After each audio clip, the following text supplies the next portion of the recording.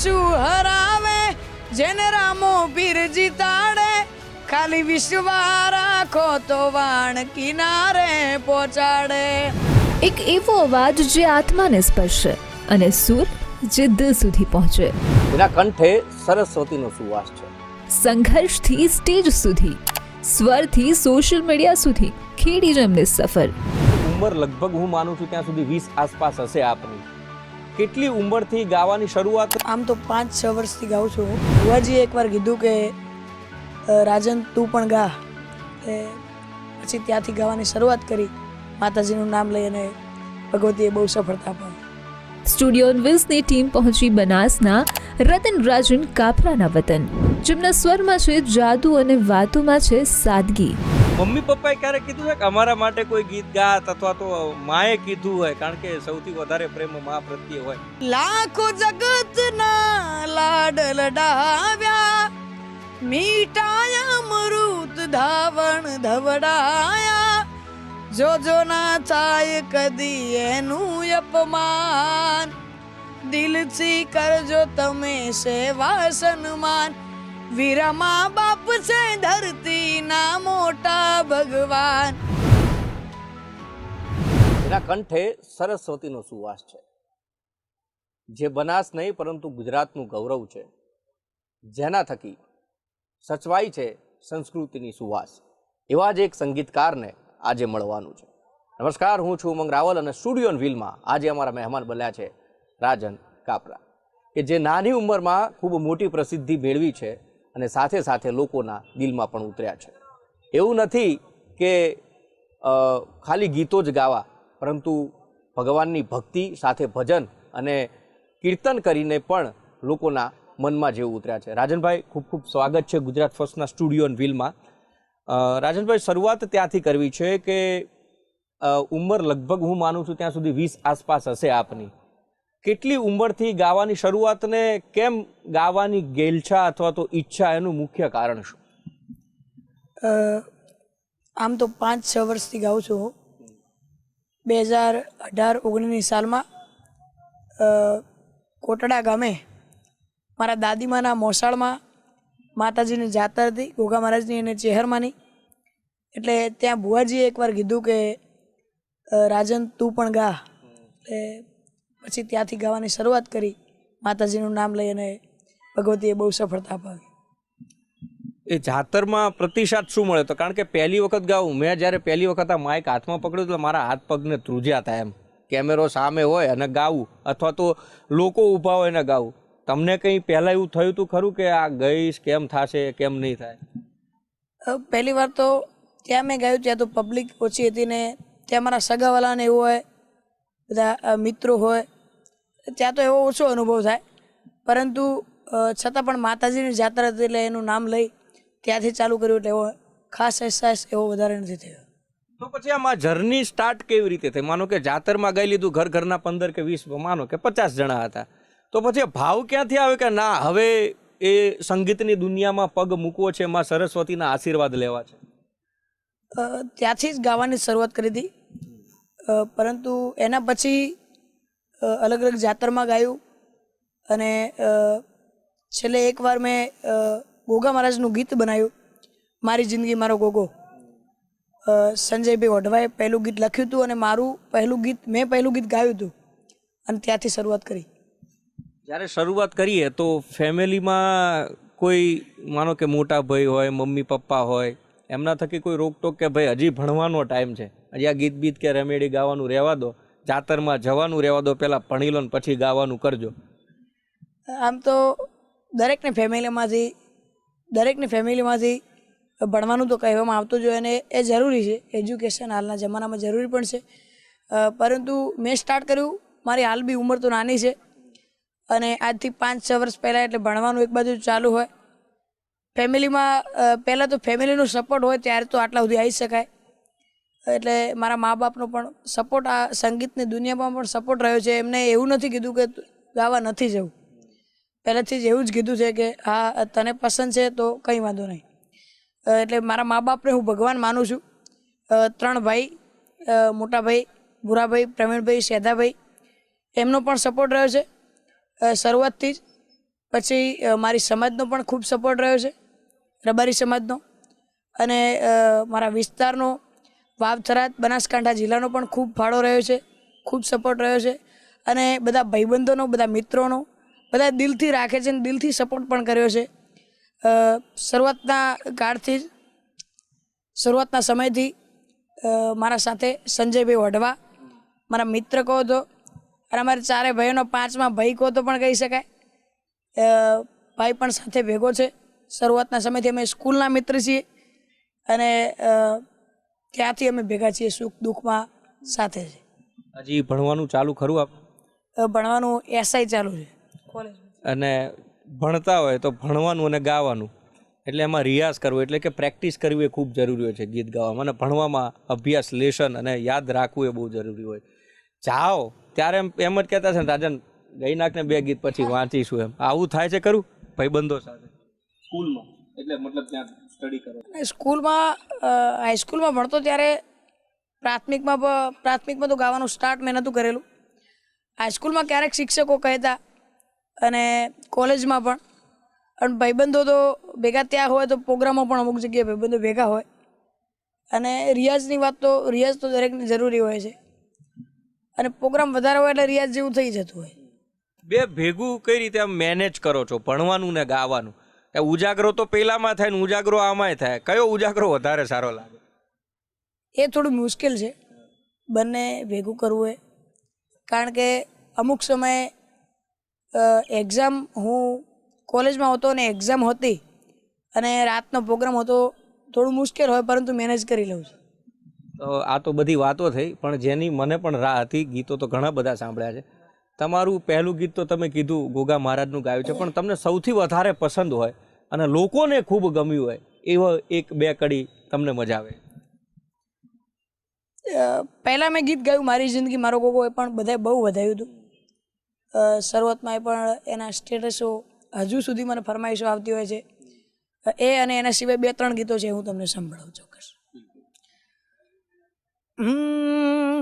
ઓ તારા વિશ્વાસે, તારા રે સહારે, જિંદગી ચાલે મારી તારા રે આધારે, તારા ભરોસે રે દુનિયા ફરીશું, તારા ભરોસે રે દુનિયા ફરીશું, ગોગા બાપા મારી જિંદગી તમે સો, ગોગા બાપા મારી જિંદગી તમે સો. મમ્મી પપ્પાએ ક્યારે કીધું છે કે અમારા માટે કોઈ ગીત ગાત, અથવા તો માએ કીધું હોય? કારણ કે સૌથી વધારે પ્રેમ મા પ્રત્યે હોય, તો આજે માને કંઈક કહેવું હોય તમારી મમ્મીને, આમ તો જોકે જે સમાજમાંથી આવીએ છીએ, હું પણ, કોઈ પણ હોય, એક દીકરો મા સાથે લાગણી સભર વધારે, પણ પિતા સાથે આમ એક પ્રકારનું આમ ડિસ્ટન્સ હોય છે. તો આજે અમારા માધ્યમથી તમારા પિતાને તમે ન કહી શક્યા તો ગીત મારફતથી અથવા તો તમારા શબ્દોમાં કંઈ કહેવું હોય તો? ના, એવું તો કંઈ નથી કે મારા પિતાને હું કહી ના શકું એવું, કારણ કે એમનો સ્વભાવ, મારા મમ્મી પપ્પાનો સ્વભાવ સરળ છે, એટલે એવું નથી કે લાખો જગતના લાડ લડાવ્યા, મીઠાયા અમૃત ધાવણ ધવડાયા, જો ના થાય કદી એનું અપમાન, દિલથી કરજો તમે સેવા સન્માન, વીરા મા બાપ છે ધરતીના મોટા ભગવાન, એ બેની મા બાપ છે ધરતીના મોટા ભગવાન. મા બાપ માટે આ લાઈન મને બહુ ગમે છે, કારણ કે મા બાપ આપણા ભગવાન હોય છે, એ ભગવાનનું સ્વરૂપ છે, એટલા માટે એ લાઈન મને બહુ ગમે છે. પહેલો પ્રશ્ન મારે યુવાનો માટે પૂછવો છે. અત્યારની અમે સિટીમાં રહીએ છીએ, એટલે જેન ઝી પબ્લિક જેને કહેવામાં આવે છે, તળ ને ફળ વાતો કરે છે, ગમે તો હા નહીં તો ના, એમ આપણે નથી વાગ્યું તો કે હા, નહીં તો બાવળિયામાં ઘા, બરાબર? એ પ્રકારનું એમનું વર્તન છે અત્યારે. તમે જે દિશામાં ચાલી રહ્યા છો, ઘણા બધા એવા યુવાનો છે કે ઝેન્ઝી કલ્ચરમાંથી આવે છે, કે જેમણે એક રાહ પકડી છે અને ખરા અર્થમાં રાહ પકડવી જોઈએ. ખોટી દિશા એ ક્યાં લઈ જાય એમાં ન ભટકવું જોઈએ. અત્યારના યુવાનોને રાજનભાઈ શું સંદેશો આપવા માંગે છે, ન માત્ર સંગીતની દુનિયા પણ કોઈ પણ ક્ષેત્ર હોય? અત્યારના યુવાનોને એજ્યુકેશનનો પણ જમાનો છે, ભણવું જરૂર છે, અને એ દરેકને ખબર છે. કારણ કે હું કહું કે તમે ભણજો એનાથી વધારે યુવાનોને પણ ખબર છે કે ભણવું જરૂરી છે. ભણવું પણ જરૂરી છે. અને તમે કોઈ પણ જગ્યાએ હો, તમે સંગીતની દુનિયામાં હો, તમે કોઈ પરીક્ષા વિશેની મહેનત કરતા હો, ત્યાં મહેનત કરો તો દિલથી કરજો. કારણ કે ક્યારેક એવું પણ બનતું હોય છે કે મહેનત તમે કરો અને સફળતા ન મળે. તો હું મારા અનુભવથી કહું છું કે કારણ કે મારી ઉંમર નાની છે પણ અનુભવ ઘણા કર્યા છે. અને સંગીતની દુનિયામાં યા કોઈ પણ જગ્યાએ તમને અનુભવ તો થતા જ હોય છે અને અનુભવ જ શીખવાડે. એટલે હા, અનુભવ છે એટલા માટે કહું છું કે તમે કોઈ પણ જગ્યાએ હો, દિલથી મહેનત કરજો. અને દિલથી મહેનત કરતાં છતાં સફળતા ન મળતી હોય તો તમે ક્યાંક જોજો કે તમારી સફળતામાં કોઈ કમી ન રહેતી હોય, તમારી મહેનતમાં કોઈ કમી ન રહેતી હોય. તમે મહેનત કરતા હોય અને સફળતા ન મળતી હોય તો આપણે જોવું પડે કે મને સફળતા કેમ નથી મળતી, શું મારી મહેનતમાં કમી રહી જાય છે. એ મહેનત વધારે કરવી. અને તમે કોઈ પણ જગ્યાએ હોવ, believe in your self and anything is possible. હા, તમે તમારા પર ભરોસો રાખો તો 100% સફળતા મળશે. અનુભવની વાત કરી એટલે મને એક પ્રશ્ન પૂછવાની ઈચ્છા થઈ ગઈ. રાજનભાઈને ક્યારેક કોઈ સ્ટેજ પ્રોગ્રામ ક્યાંય ગાવા ગયા હોય, કોઈ રમેલ ગાવા ગયા હોય, કોઈ જાતરમાં ગયા હોય, કોઈ એવો કડવો અનુભવ થઈ ગયો કે અત્યાર સુધી યાદ રહી ગયો પણ છતાં પણ એ કડવો ઘૂંટ પી અને રાજનભાઈ પોતાની દિશા ભટક્યા નથી? ના, એવો તો કંઈ ખાસ અનુભવ નથી. પછી અત્યારે જે સંગીતની દુનિયામાં જે બધા ગાયક કલાકારો છે, પ્રતિસ્પર્ધી તરીકે જોઈ રહ્યા છો, કોમ્પિટિશન તો હરેક ક્ષેત્રમાં રહેવાની છે, તો એ અન્ય ગાયક કલાકારોને કેવી રીતે જોઈ રહ્યા છો કે પછી કે ના એમાં પણ એવું કે એમની દિશા મને હું મારે? આમ તો દરેકની દિશા અલગ હોય છે, દરેકનો વિષય પણ અલગ હોય છે. પરંતુ હું બધાને સાંભળું છું, એવું સ્પર્ધાનું નથી. પણ એટલા માટે સાંભળું છું કદાચ કોઈના પાસેથી સારી શીખ મળી જાય અને એનાથી આપણે ગાઈએ છીએ એના કરતાં બી વધારે સારું ગાઈ શકીએ. ગુજરાતી કલાકારોમાં રાજનભાઈ પોતે કલાકાર, એમનો ફેવરિટ કલાકાર કોણ? આમ તો જે સારું ગાતો હોય કલાની લાઈનમાં, કલા એટલે આમ સરસ્વતીની દયા કહેવાય. એટલે આ લાઈનમાં બધા સિંગરો, ગુજરાતી સિંગરો એટલે જે ગાતા હોય આપણને સારા જ લાગતા હોય. પરંતુ બધા જે લાઈનમાં જેનો ટચ હોય એનું આપણે વાપરતા હોઈએ. પણ સંગીતની લાઈનમાં મેં શરૂઆતના સમયથી અમારા સમાજનું પણ ઘરેણું કહી શકાય. એટલે લગભગ તમને ખ્યાલ આવી ગયો છે. સમાજનું ઘરેણું કહી શકાય. એટલે અમારા ગમન ભુવાજીને મેં પહેલેથી વધારે ફોલો કર્યા છે અને પહેલેથી સાંભળું છું. ગમન ભુવાજી સાંથલ. ભુવાજીના આમ તો ઘણા બધા ગીતો છે, પણ તમને પ્રિય હોય, તમે સાંભળ્યું હોય અને એમ કે ના આ ગીત સાંભળો એટલે મારું જે પણ પ્રેક્ટિસ હોય કે બધું એક નોર્મલ વેમાં આવી જાય? આમ તો ભુવાજી માટે પણ મેં એક ગીત ગાયેલું છે, યુટ્યુબ પર પણ છે. ગમન ભુવાજીને જોઈ મારી આંખો અંજાઈ, ભુવાજીના તેજમાં મન દીપો બઈ દેખાઈ. ગમન ભુવાજીને જોઈ મારી આંખો અંજાઈ, ભુવાજીના તેજમાં મન દીપો બઈ દેખાઈ. આ ભુવાજી માટે જ ગાયું હતું. રાજનભાઈ, અત્યારે સોશિયલ મીડિયાનો જમાનો છે ને સોશિયલ મીડિયામાં ચમકતા રહેવું અને એ પણ ગીતો થકી, તો અત્યારે કયા ગીતો છે તમારા ટ્રેન્ડિંગ, મતલબ કે ચમકી રહ્યા? હાલમાં આમ તો ઘણા બધા ગીતો ટ્રેન્ડિંગમાં છે. રામાપીરના પણ બહુ ગીતો ગાયા છે અને બહુ ટ્રેન્ડિંગમાં પણ છે. બધાએ સપોર્ટ પણ બહુ કર્યો છે. પરંતુ એક બે ગીતની વારંવાર ફરમાઈશો આવતી હોય છે.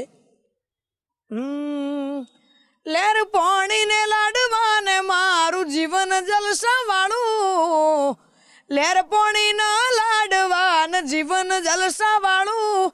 રોમા પીરે મારો રંગ રાખ્યો દાડે દાડે હું તો મોજ માલું. હો જેને હાઈઠ ના હો કરવા હોય રણુજા જવું પડે, જેને રોમા પીરની મેર થાય ને મોંઘવારી ના નડે. આ ગીત વિજયભાઈ શિશોદરાએ લખ્યું હતું અને વાગડ સ્ટુડિયોમાં રેકોર્ડિંગ થયું હતું. એ ગીતની પણ બહુ ફરમાઈશ આવતી હોય છે. અને એક આ દુનિયા શું હરાવે જેને રામો પીર જીતાડે, ખાલી વિશ્વા રાખો તો વાણ કિનારે પહોંચાડે. આ દુનિયા શું હરાવે જેને રામો પીર જીતાડે, ખાલી વિશ્વા રાખો તો વાણ કિનારે પહોંચાડે. એનો ધરાનો આધાર રામો દિલનો છે દાતાર, નો ધરાનો આધાર રામો દિલનો છે દાતાર, મારો ભાલાવાળો ભગવાન, ભવ ભવનો ભાગીદાર. આ ગીત મૌલિકભાઈ દેસાઈએ લખ્યું હતું અને એ ગીતની પણ બહુ ફરમાઈશો આવતી હોય છે, બહુ ટ્રેન્ડિંગમાં છે. એક છેલ્લો હું પૂછી જ લઉં, હવે આ બધા ભજન થઈ ગયા, ગીતો થઈ ગયા, પણ અત્યારે તૂટેલા દિલનો પણ એટલો જમાનો છે. પ્રેમીઓ માટે કોઈ રાજનભાઈએ ગાતું હોય અને એ ટ્રેન્ડિંગમાં હોય? એક લવ સોંગ છે, એ પણ થોડા સમય પહેલા રિલીઝ થયું હતું. તારી જોડે મને ફાવે છે તારી ફરમાઈશ, જોડે મને ફાવે છે તારી ફરમાઈશ, આય ખાની છે તું આખરી ખ્વાઈશ, મન ગમતું મળતું છે તારી લાગણી છે, ગમતું મળતું છે તારી માગણી છે, તારી જોડે છે લગાવને તારી લાગણી છે. એ પણ બહુ જગ્યાએ ફરમાઈશો આવતી હોય છે અને ઇન્સ્ટાગ્રામ પર ટ્રેન્ડિંગમાં છે. ખૂબ આભાર રાજનભાઈ અમારી સાથે વાત કરવા માટે. એટલે હરેક ક્ષેત્રમાં અત્યારે જરૂર છે યુવાનોને એક સાચી દિશા પકડવાની. તમારી દિશા તમે પકડી છે, સફળ થાવ એના માટે અથાગ પ્રયત્નો અને એના માટેના અનુભવમાંથી શીખ એ બીજું કોઈ નથી આપતું. એટલા માટે જ કહેવાય છે કે અનુભવ એ સૌથી મોટો શિક્ષક અને ગુરુ છે. અને એટલા માટે જ રાજનભાઈ છે એમણે પણ અથાગ પ્રયત્નો કર્યા છે, કરતા રહ્યા છે, અને એટલા માટે જ એ આ સ્ટેજ ઉપર પહોંચ્યા કે અત્યારે લોકોના હૃદય ઉપર રાજ કરી રહ્યા છે. અને એમના હૃદયમાં રાજ કરે છે ભુવાજી ગમન સાંથલ. અને એટલા માટે જ એ પ્રેમ એ એમના ચહેરા ઉપર, એમના સંગીતમાં અને એમના કંઠમાં વસેલી સરસ્વતી છે એ બખૂબી કહી આપે છે. નમસ્કાર.